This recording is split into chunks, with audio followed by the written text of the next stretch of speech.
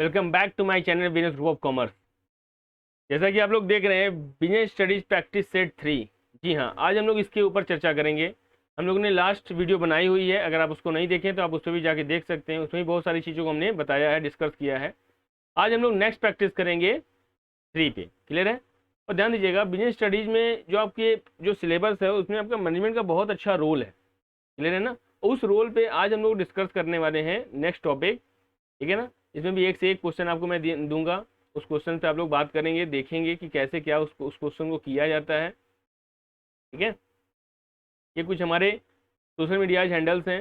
Instagram है मेरा, Telegram है और फेसबुक पेज है। ठीक है? आप टेलीग्राम से जरूर जुड़ जाएं और इंस्टाग्राम से जुड़ जाएं, इन तीनों से ही जुड़ जाएं। मगर टेलीग्राम से अगर जुड़ेंगे तो आपको इस वीडियो का आपका पीडीएफ वहाँ पे दे दूंगा और हमारे ऐप पे भी इसका पीडीएफ आपको मिल जाएगा। ठीक है ना? हमारा ऐप इसी नाम से है, बिजनेस ग्रुप ऑफ कॉमर्स के नाम से है। तो आप इसको इंस्टॉल कर लीजिए। इसमें आपको लेटेस्ट अपडेट वगैरह मिल जाएंगे, कुछ आपके क्विज वगैरह भी यहाँ पे मिल जाएंगे। तो मतलब कि आपको एक तरह से देखा जाए तो आप इसका बिजनेस ग्रुप ऑफ कॉमर्स का ऐप डाउनलोड कर सकते हैं और टेलीग्राम पे भी आप हमसे जुड़ सकते हैं। इस पर भी हमारे क्विज वगैरह हैं, इसको आप देख सकते हैं। ठीक है ना? और हाँ, रेगुलर अपडेट्स पाने के लिए इन तीनों से आप जुड़ जाइए तो ज़्यादा आपको बेनिफिट मिलेगा। क्लियर है ना? और हाँ, जानते हैं अगर वीडियो को लाइक सब्सक्राइब और शेयर कर देंगे तो ज़्यादा ही अच्छा रहेगा। क्लियर है? आइए नेक्स्ट क्वेश्चन पे हम लोग बात करते हैं। अब पहला क्वेश्चन क्या है हमारे पास, basic aim of functional foremanship. Basic aim क्या होता है फंक्शनल फॉर्मेनशिप का? ठीक है, कार्यात्मक प्रबंध का पहला क्या होता है भैया? Not two divided the work, ये होता है भाई। आप बताइए। हाँ, ध्यान दीजिएगा, नीचे कमेंट बॉक्स में आप आंसर देना मत भूलिएगा। अगर आप जानते हैं तो उसको आप जरूर लिखिए। क्लियर है? फिर बोला to separate top level management from chief executive officer, क्या ये सेपरेट करता है फंक्शनल फॉर्मेनशिप? इसका पहला एम होता है। फिर क्या बोला? To separate planning and execution function, और क्या? None of these. ठीक है ना? तो इसमें से सबसे आपका बेस्ट जो ऑप्शन है वो क्या है? To separate planning and execution. Planning को एग्जीक्यूशन से ये क्या करता है? अलग करता है, सेपरेट करता है। सबसे पहला बेसिक एम क्या है फंक्शनल फॉर्मेनशिप का? यही है। क्लियर है? आइए नेक्स्ट क्वेश्चन पे आते हैं। नेक्स्ट क्वेश्चन क्या बोल रहा है भाई आपका?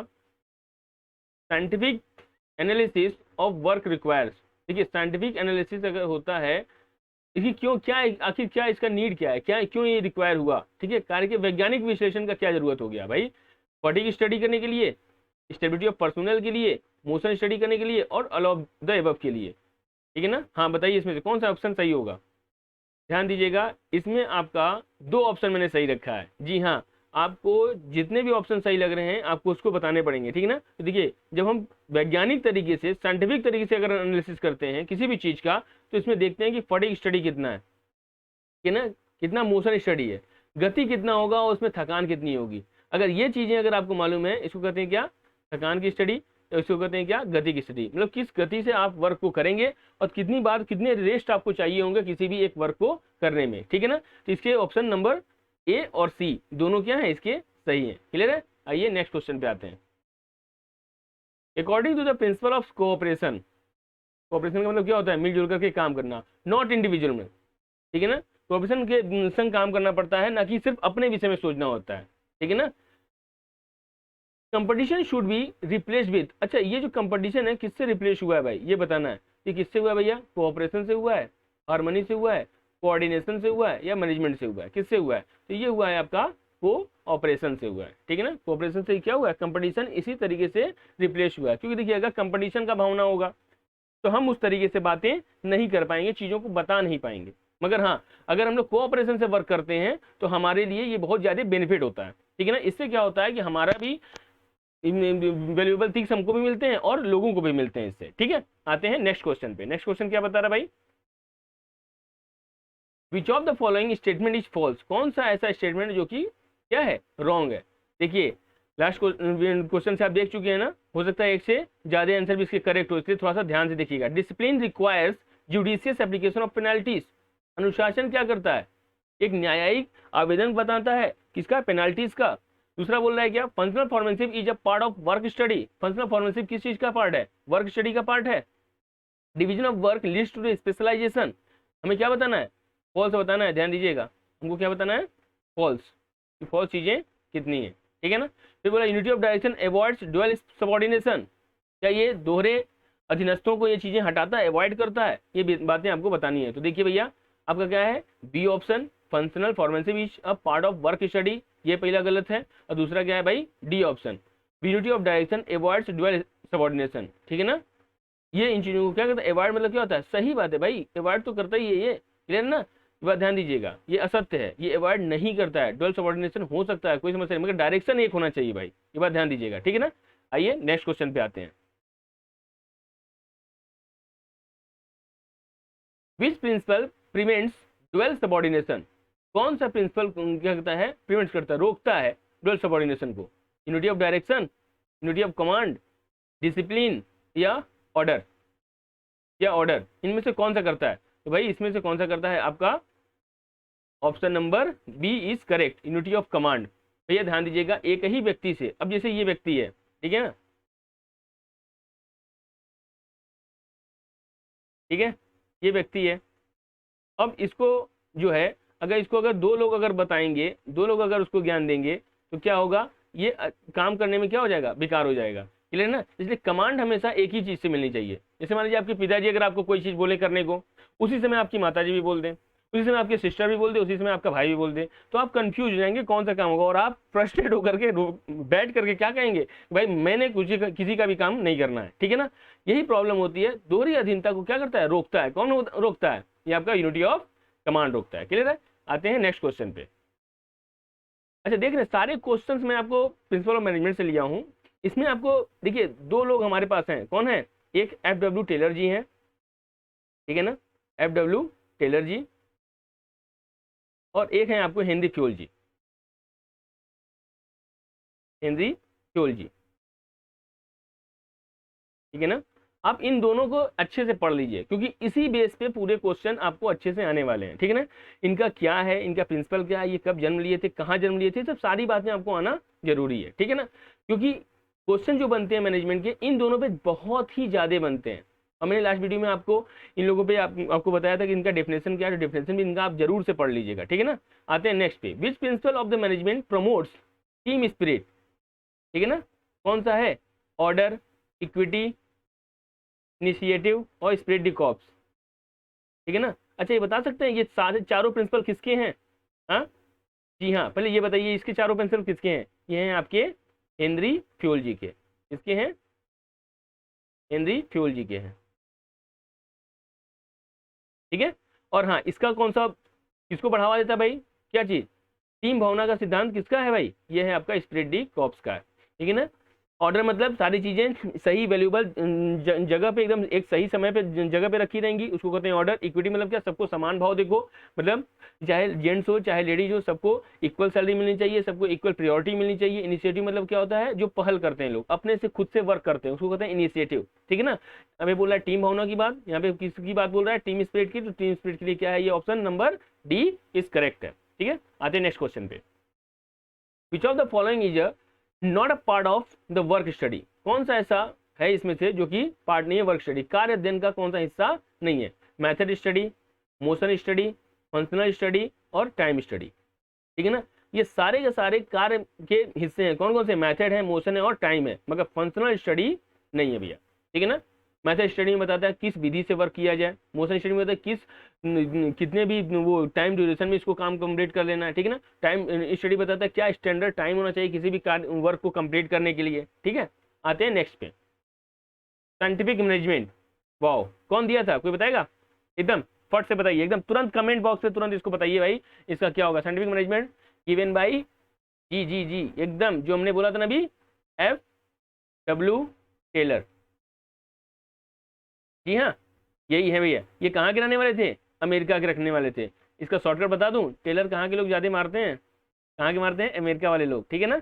इसलिए इसको इस तरीके से निमोनिक्स में आप याद कर सकते हैं कि टेलर कहाँ के हैं, अमेरिका के हैं, ठीक है ना। इनका जन्म अमेरिका में हुआ था। आते हैं भाई, साइंटिफिक मैनेजमेंट का मतलब क्या होता है भाई, adopt trial and error method, eliminates rule of thumb approach. Rule of thumb मतलब क्या नहीं होता, जो एक बार जो मैंने कमिटमेंट कर दिया वो भाई होना चाहिए, उसके अलावा बदल नहीं सकता चीजें, इसको क्या करता है, एलिमिनेट करता है, ये बात बताना है। स्ट्रेस ऑन फोरकास्टिंग या ऑल ऑफ द एबव, तो साइंटिफिक मैनेजमेंट बताता है भाई हर चीज को आप एक बार एनालिसिस करके देख लो कि कौन सी चीज ठीक है कौन सी चीज ठीक नहीं है, ठीक है ना। इसका मतलब क्या है, आपका बी ऑप्शन करेक्ट हो गया, eliminate rule of thumb approach, इसको क्या करता है, ये हटा देता है, ठीक है ना।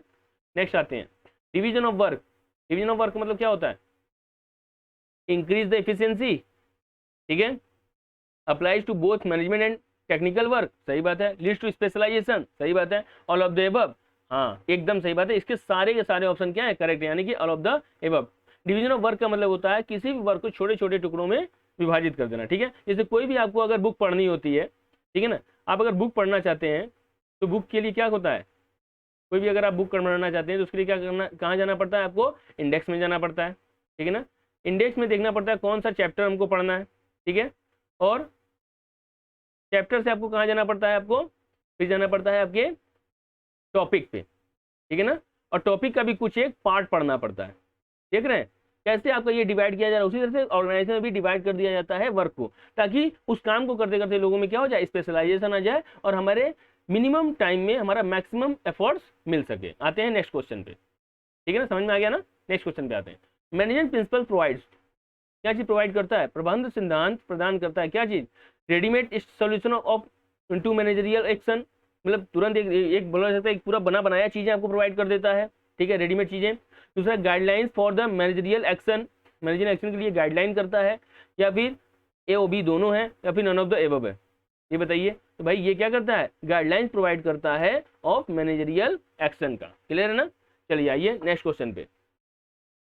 The effect of managerial principles, ठीक है, varies from situation to situation. आप जानते हैं किसी चीज का मैनेजमेंट किसी तरीके से होगा, किसी दूसरे चीज का मैनेजमेंट किसी दूसरे तरीके से होगा, हर तरीके व्यक्ति से आप ऐसा बात नहीं कर सकते। जैसे आप जिस तरह से अपने पिताजी से बात करते हैं, फादर से बात करते हैं, क्या उसी तरह से आप मॉम से बात करते हैं, क्या उसी तरह से आप अपने फ्रेंड से बात करते हैं, नहीं, हर व्यक्ति का अलग अलग सिचुएशन होता है ना, सेम उसी तरह से वर्क का भी सिचुएशन होता है, ठीक है। फिर क्या बोला है, it is the related to which characteristics of management principles, ठीक है भाई, प्रबंधकीय सिद्धांतों का प्रभाव स्थिति में भिन्न होता है या प्रबंध सिद्धांत की किस विशेषता से संबंधित है, flexible, causes and effect relationship, contingent, उसके बाद यूनिवर्सल एप्लीकेशन, ठीक है ना। ये किससे है भाई, लोचनीय मतलब क्या होता है, घटाना बढ़ाना, अकॉर्डिंग टू सिचुएशन उसको बदलते रहना, ठीक ना। कंटिजेंट, संयोग से, कॉज एंड इफेक्ट मतलब होता है जैसा कारण वैसा परिणाम होता है, वैसा नहीं, ये कंटिजेंट है, जैसा ये कंटिजेंट है, इसका इसकी विशेषता से किससे संबंधित है, ये है कंटिजेंट से, ठीक है ना। आते हैं नेक्स्ट पे, the principle which minimise employees turnover is called, ठीक है ना, कर्मचारी टर्नओवर को कम करने वाला सिद्धांत कहलाता है, क्या चीज भाई, प्रिंसिपल ऑफ इक्विटी, समानता का सिद्धांत, प्रिंसिपल ऑफ फेयर रिम्यूनरेशन, सबको अच्छा सैलरी मिलने वाला, उसके बाद subordination of individual interest to general interest, मतलब कि खुद की बारे में ना सोच करके सबके जनरल सामान्य लोगों के विषय में भी सोचना, और उसके बाद क्या है, stability of tenure of personal, ठीक है ना, मतलब क्या कि व्यक्ति को आवागमन आपका रुका रहे, ठीक है। एक बार ध्यान दीजिएगा, वो व्यक्ति सबसे परफेक्ट होता है जिसके फ्रेंड्स बचपन वाले होते हैं, इसका मतलब वो रिश्तों की कद्र करना जानता है, क्लियर है। उसी तरीके से ऑर्गेनाइजेशन में वही ऑर्गेनाइजेशन सबसे बेस्ट होता है जिसके की कर्मचारी, जिसके की एम्प्लॉय ज्यादा उसको लीव नहीं करते हैं, छोड़ते नहीं है, क्योंकि भैया ट्रेनिंग वगैरह पे बहुत ज्यादा एक्सपेंसेस हो जाते हैं, ठीक है ना, उसी चीज को रोकना होता है। तो यही कर्मचारी क्या होता है, टर्नओवर रुकता है, एम्प्लॉय टर्नओवर रुकता है, इसका मतलब कि वो कंपनी क्या है, बहुत ज्यादा अच्छी है। इसका ये प्रिंसिपल कौन सा है, stability of tenure of personal, ये सारे किसके प्रिंसिपल दिख रहे हैं, कोई बताएगा। जी हाँ, ये है हेनरी फ्योल साहब के ये सारे प्रिंसिपल हैं, ठीक है ना। ये कहाँ के थे, मैंने इंजीनियर, माइनिंग इंजीनियर थे, ध्यान दीजिएगा हेनरी फ्योल जी। नेक्स्ट क्वेश्चन पे आते हैं। नेक्स्ट क्वेश्चन क्या है भाई, the following principle of management prevents overlapping of activities, overlapping मतलब समझ रहे हैं, अति व्यापीकरण को वो रोकता है, कौन सा भाई, फेयर रेम्यूनरेशन, भाई अच्छे तरीके से सबको सैलरी दीजिए, क्या ये है, यूनिटी ऑफ कमांड, निर्देशन मतलब आदेश की एकता, यूनिटी ऑफ डायरेक्शन, उसके बाद इक्विटी, कौन सा करता है, तो यूनिटी ऑफ डायरेक्शन क्या करता है, गतिविधियों के अति व्यापीकरण को रोकता है, मतलब ज्यादा आपको चीजें नहीं दी जाएंगी, कोई डायरेक्शन एक ही होना चाहिए, और एक समय में कोई एक ही काम अच्छे से हो सकता है, एक बात हमेशा ध्यान दीजिएगा। एक बड़े बुजुर्ग की कहावत कहे गए हैं, एक ही साधे सब सदे, सब साधे सब जाए, क्योंकि एक समय में अगर आप एक से ज्यादा काम को अगर हाथ में ले लेते हैं तो वो चीजें क्या हो जाती हैं, आपको कहीं ना कहीं पे इफेक्ट करेंगी ही, और कोई आप एक ही चीज पे आप अपना व्यवस्था बना सकते हैं, ठीक है ना। इसका ऑप्शन नंबर क्या है, ऑप्शन नंबर सी इसका करेक्ट है। आते हैं नेक्स्ट वाले क्वेश्चन पे, the following principles of management, ठीक है ना, प्रिवेंट्स ओवरलैपिंग ऑफ एक्टिविटीज, अच्छा इसको तो अभी हमने बताया था, यूनिटी ऑफ डायरेक्शन, इसको बताने की जरूरत ही नहीं है भाई, ये लग रहा है डुप्लीकेट हो गया। नेक्स्ट वाले क्वेश्चन पे आते हैं, the right place for resources is indicated in. Right place मतलब समझ रहे हैं, जो चीज जहां होनी चाहिए वो चीज वहीं होगी तो ज्यादा अच्छा रहेगा। क्या होता है, हम लोग जब भी कहीं बाहर से घर जाते हैं तो की कहीं और रख देते हैं, अपने बैग्स कहीं और रख देते हैं, पेन कहीं और रख देते हैं, और जब निकलते हैं या तो जब पढ़ाई करते हैं तो बुक्स कॉपी पेन एक जगह रख दिया। अब मम्मी उसकी क्या की, सफाई की पूरे रूम की, और वो रख दी अपने अच्छे तरीके से। अब हम लोग मम्मी को चिल्लाते हैं, मम्मी ये चीज कहाँ है, ठीक है ना। इसका एक मतलब समझ रहे हैं, अगर आप सारी चीजों के लिए एक ऑर्डर फॉलो करेंगे, ठीक है ना, की के लिए आप एक दरवाजे के पास एक अपनी एक खुटी लगा दीजिए, वहीं पे आप की को टांग दीजिए, तो आपको ज्यादा समय आराम से की मिल जाएगा, स्टॉक्स वगैरह अच्छे से मिल जाएंगे। वही बात बोल रहा है कि अगर ऑर्गेनाइजेशन में सारी चीजें अगर सही जगह पे एक ऑर्डर में रखी गई हैं, एक जगह उसका फिक्स है, तो चीजें क्या हो जाएंगी, एकदम जल्दी मिल जाएंगी। ये इसी बात के विषय में बात कर रहा है, right place for the right things, ठीक है ना। तो ये किसके विषय में बात कर रहा है, principle of order, discipline, division of work, या नन ऑफ द अबव। तो ध्यान दीजिएगा ये एक ऑर्डर के विषय में बात कर रहा है। Option number A is correct, ठीक है ना। आते हैं नेक्स्ट क्वेश्चन पे। Kindness and justice in the behaviour, दयालुपना और न्याय दोनों होना चाहिए आपके व्यवहार में, of the managers is related to, ये किससे संबंधित है, डिसिप्लिन से, इक्विटी से, फेयर रिम्यूनरेशन से, या फिर ऑर्डर से। तो ये है भैया इक्विटी से। समान भाव रखिए सभी लोगों के लिए, क्लियर है ना। आते हैं नेक्स्ट क्वेश्चन पे। Violation of this principle will creates insecurity among the employ, insecurity feel करवाता है। This statement related to the what, इस सिद्धांत का उल्लंघन कर्मचारी में असुरक्षा पैदा करता है। किसका उल्लंघन भाई, स्पिरिट कॉर्प्स का, रिम्यूनरेशन का, स्टेबिलिटी ऑफ पर्सोनेल का, और इसके बाद अथॉरिटी एंड रिस्पॉन्सिबिलिटी का। अभी मैंने लास्ट वीडियो में बताया है ना, लास्ट वाले क्वेश्चन में, वीडियो में नहीं, लास्ट क्वेश्चन में, इसके पहले जो हम लोग बात किए थे कि किसी भी संस्था से अगर बार बार कर्मचारी जा रहे हैं, इसका मतलब कि वो संस्था ठीक नहीं है, वो इंस्टीट्यूशन सही नहीं है। ये बात ध्यान दीजिएगा। अगर आपके पास आपके पुराने मित्र हैं, इसका मतलब कि आपका बिहेवियर बहुत अच्छा है, आपके संग अगर कोई व्यवहार रखता है तो आप बहुत ही अच्छा और उसका एक अलग इम्प्लीमेंट, एक अलग बेस्ट ऑथेंटिकेशन चीजें आप उनको प्रोवाइड कर सकते हैं। उसी तरह से एक ऑर्गेनाइजेशन में अगर उस ऑर्गेनाइजेशन के अगर लोग अगर ज्यादा उसको नहीं छोड़ते हैं, इसका मतलब उसका क्या है, स्टेबिलिटी ऑफ पर्सोनल उसका क्लियर है, ठीक है। आते हैं नेक्स्ट क्वेश्चन पे। The foreman responsible for quality of work is, foreman क्या है, रिस्पॉन्सिबल है क्वालिटी ऑफ वर्क के लिए, कार्य की गुणवत्ता के लिए जिम्मेदार फॉरमैन है। रिपेयर, कौन सा फॉरमैन है, रिपेयर बॉस, डिसिप्लिन, इंस्पेक्टर और गैंग बॉस। ध्यान दीजिएगा, ये लोग वर्क तो करते हैं मगर देखा किसको जाता है, इंस्पेक्टर को, जो व्यक्ति उसको चेक करता है, क्लियर ना। तो यानी कि option number C is correct.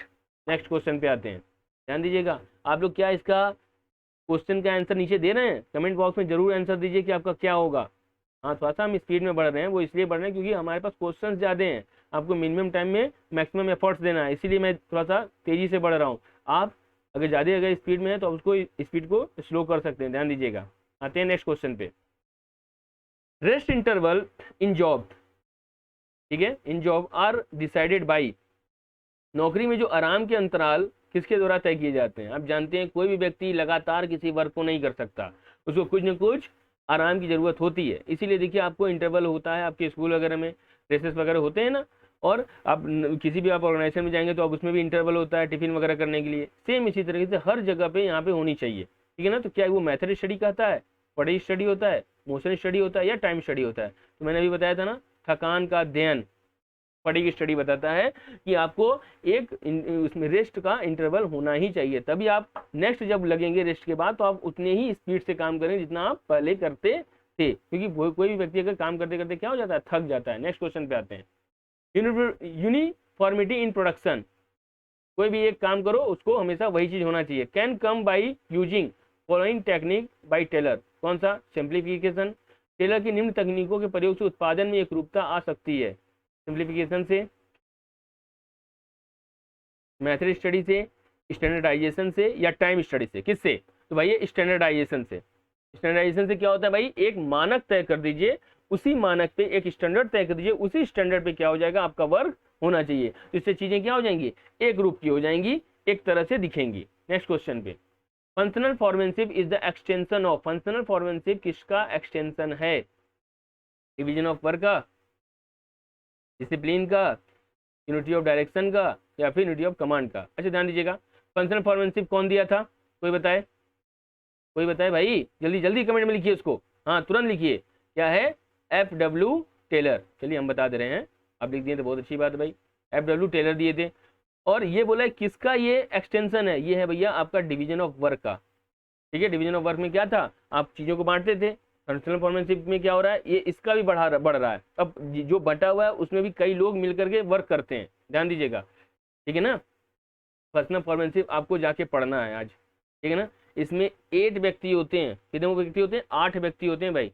Production department होता है, एक तो प्लानिंग डिपार्टमेंट होता है। आप इसको पढ़ लीजिएगा, नेक्स्ट वीडियो में हो सकता है मैं पूछूं इस चीज़ को, क्लियर है ना, कि फंक्शनल फॉर्मेनशिप में कितने कितने लोग होते हैं, और प्लानिंग में कौन कौन आते हैं, और प्रोडक्शन में कौन कौन आते हैं, ये बात ध्यान दीजिएगा। इसको आप जरूर पढ़ेंगे अभी इस वीडियो के बाद। अपने की बुक्स वगैरह उठाइए, या फिर यूट्यूब से सर्च करिए कहीं से, या आप नेट पे सर्च करिए, मगर इसको पढ़िए फंक्शनल फॉर्मेनशिप में क्या क्या चीज़ होता है। ठीक है ना, नेक्स्ट आते हैं। मैनेजमेंट प्रिंसिपल प्रोवाइड, मैनेजमेंट का जो प्रिंसिपल है वो क्या प्रोवाइड करता है, सिद्धांत प्रदान करते हैं। क्या प्रदान करते हैं, readymade solution of managerial problems, guidelines for the managerial action, जो भी मैनेजर वाले एक्शन होते हैं उसका गाइडलाइन देता है ये। गारंटी देता है सक्सेस ऑफ एन ऑर्गेनाइजेशन, कि ऑर्गेनाइजेशन कैसे सक्सेस होगा। ठीक है, और फिर ऑल ऑफ द एबव क्या हो सकता है इसका आंसर, तो बताइए इसका आंसर होगा आपका कौन सा, guideline for the managerial action. इसके प्रिंसिपल क्या प्रोवाइड करते हैं, आपको एक तो गाइडलाइन दे देते हैं कि मैनेजर का एक्शन कैसा होना चाहिए। Next question, gang plank. Gang plank क्या होता है, कोई बताएगा, आपको मालूम है, ये देख रहे हैं, इसमें क्या होता है, ए बी से बोलेगा कोई बात, बी सी से कोई बात बोलेगा, सी डी को बोलेगा, और डी ई को बोलेगा। मगर एक बात बताइए, इस हायरार्की को चलने में देरी नहीं हो जाएगी। इसी को जो तोड़ते हैं ना बीच में, इसी को कहते हैं गैंग प्लैंक, कि ताकि जो बहुत ही ज्यादा नेसेसरी अगर बातें हो जाएं तो इसको आपस में ही सुलझा लिया जाए, उतने प्रोसेस से न चला जाए। क्लियर है, आते हैं जिसका मतलब क्या है, देखिए जरा, शॉर्टकट इन स्केलर चेन। ठीक है, for keeping all the raw material and input ready for making team among subordinates, या नन ऑफ द अबव। मैंने अभी क्या बताया, ये शॉर्टकट ही तो हुआ ना, क्या होगा, ऑप्शन नंबर 1। सबसे नेसेसरी चीजों के लिए गैंग प्लैंक होता है स्केलर चेन में, ध्यान दीजिए, सोपान श्रृंखला को तोड़ने की ये बातें हैं गैंग प्लैंक, ध्यान दीजिएगा। ठीक है ना, नेक्स्ट आते हैं, organisation interest, suppressed employees interest is indicated in, संगठन हित कर्मचारियों के हित को अधिक्रमित करता है। किसके लिए दर्शाया गया भाई, principle of subordinates of individual interest to general interest. ठीक है ना, principle of spirit the corps, initiative या डिसिप्लिन। ठीक है ना, इन सब में से कौन सा इसका सही है, कौन हटाता है भाई, इंटरेस्ट सप्रेस करता है एम्प्लॉइज का। अब एक बात ध्यान दीजिए, अगर आपको अच्छी सैलरी चाहिए, अच्छी चीजें इन्वायरमेंट चाहिए, आपको बोनस वगैरह चाहिए, तो ध्यान दीजिए, अगर इंस्टीट्यूशन अगर ग्रोथ करेगा तो आपका भी होगा ग्रोथ। वही बोला है, principle subordination of individual interest to the general interest, पहले उसको जनरल का इंटरेस्ट बनाइए। ऐसा एटमॉस्फेयर आप क्रिएट करिए कि जो आपका जो लीडर है, जो आपका जो एम्प्लॉयर है, वो खुद ही आपको चीजें प्रोवाइड करे। अब वो तभी होगा मालूम है कब, जब आप लोगों के विषय में सोचेंगे। ठीक है ना, आप घर में अगर सबके विषय में सोचेंगे तो आपके विषय में लोग आराम से सोचना स्टार्ट कर देंगे। ठीक है ना, मगर हम लोग क्या करते हैं, अपने विषय में सोचते हैं। तो स्वाभाविक सी बात है, जब आप अपने विषय में सोचेंगे तो कोई आपके विषय में क्यों सोचेगा भाई, क्योंकि आप खुद ही सोच रहे हैं। ये बात बताता है। ठीक है ना, option number A is correct. Next question पे आते हैं, the following principle of the management prevents overlapping activities, कौन सा रोकता है, रिम्यूनरेशन, कमांड, डायरेक्शन, इक्विटी। तो ये क्या होता है, ओवरलैपिंग कौन रोकता है, यूनिटी ऑफ डायरेक्शन रोकता है। ठीक है ना, नेक्स्ट क्वेश्चन करते हैं। अब तो स्लाइड खत्म। जी हाँ, thanks for watching our channel. ठीक है ना, आप इन पे हमसे जरूर जुड़ जाइए। ठीक है ना, इससे तो आप समझ में आ ही गया होगा कैसा है, कैसा आपको वीडियो लगा, आप जरूर बताएं हमारे कमेंट बॉक्स में। कुछ अगर सुझाव देना है, कुछ सजेशन देने हैं, वो भी आप जरूर दीजिए। मगर हाँ, मैंने जितना बोला है आप एक बार खुद से उसको जरूर देखेंगे, किसी बुक्स में, चाहे आप इंटरनेट पे सर्च करिए, चाहे जो भी करिए, मगर उसको जरूर देखिए। हमारे कुछ और भी वीडियो हैं, उसको आप जा करके हमारे प्लेलिस्ट में जाके चेक कर सकते हैं, उसमें आपको मिल जाएंगे। हमारा ऐप जरूर डाउनलोड कर लीजिए, बिजनेस ग्रुप ऑफ कॉमर्स का। ठीक है ना, इस पर क्या होगा, आपको सारी चीज़ें उपलब्ध हो जाएंगी, ये PDF भी आपको वहाँ उपलब्ध हो जाएगा। ठीक है ना, प्रोवाइड कर दिया जाएगा। मिलते हैं नेक्स्ट वीडियो में, तब तक के लिए धन्यवाद।